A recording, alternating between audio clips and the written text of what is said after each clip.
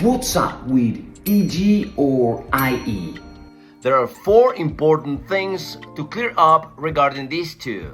They can't be used interchangeably.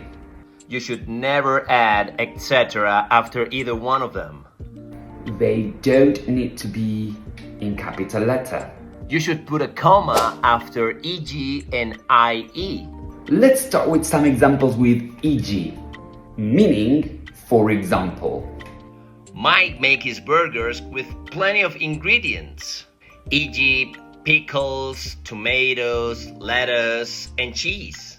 last summer we visited several cities in the East Coast, e.g. Philadelphia, New York, Baltimore, Boston.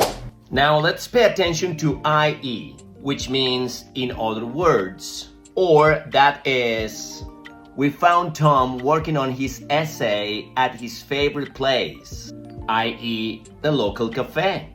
We use I.E. to specify, to clarify, to make clear.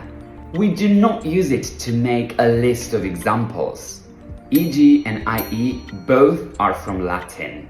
E.g. is short for exempli gratia. And I.D. is short for id est. Sorry, my Latin sucks. And here's the 4th and last point. You should always remember to add a comma after E.g. or I.E. But be careful, do not add etc. on a list that started with E.g. because that's unnecessarily. If I were you, I would save this reel for later. There's so much to learn and remember. And follow us for more content like this. Bye! Bye-bye!